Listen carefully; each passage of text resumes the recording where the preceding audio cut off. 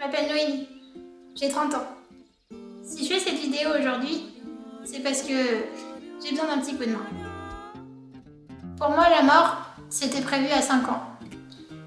Aujourd'hui, j'ai emménagé. Je loue mon premier appartement. Vous connaissez les opossums dans l'âge de glace? Eh bien moi, jusqu'à 8 ans, j'étais un mammouth. Traduction, j'étais une enfant malade, mais j'ai reçu la même éducation que tous les autres enfants. Et c'est comme ça que je me voyais, comme les autres. Pour mieux comprendre, il faudrait que je vous raconte ma vie. Je la fais en étapes, ça va être super rapide. Dans l'idée, j'ai 8 ans. Là, il faut que j'aille en école spécialisée. Il y a des fauteuils partout, et moi je regarde ma mère et je dis mais... c'est en fauteuil, non? Et si, j'étais en fauteuil, j'avais pas capté quoi. Et alors là, ça part dans tous les sens, médecin, opération, évolution de maladie. Bah ouais, je vous rappelle, je devais mourir, hein. Ça enchaîne, je rentre au collège, je me fais des potes, tout va bien. Bah je suis une adolescente comme les autres, hein. Je fais ma crise, je suis chiante. Et puis ensuite, j'arrive à 18 ans. Et là, je comprends que l'école pour moi c'est terminé.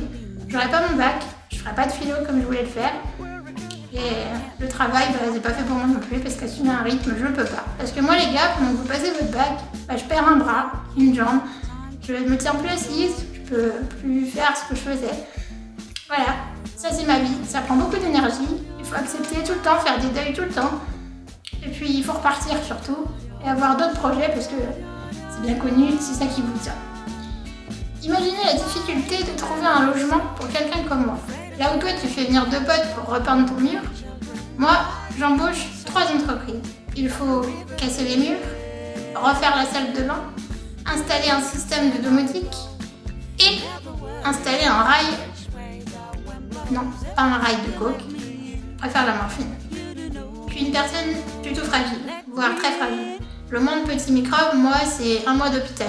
Quand vous, ce serait juste un rhume. D'ailleurs, le petit truc blanc bizarre là, que vous voyez dans ma gorge, c'est une trachéotomie. Et c'est grâce à ça qu'aujourd'hui, je respire plutôt bien et que je suis encore là. Mais tout ça pour dire qu'aujourd'hui, un travail, c'est pas possible.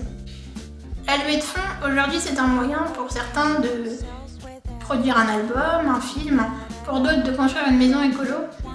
Eh bien moi, je vais me servir du crowdfunding, comme on dit en anglais, pour essayer de pérenniser ce projet, pour essayer de faire en sorte que mon appartement dans lequel je vis maintenant reste mon appartement, et pour faire en sorte aussi que tous ces gens qui m'ont déjà aidé puissent voir que finalement c'était pas qu'un leurre et que ça va continuer.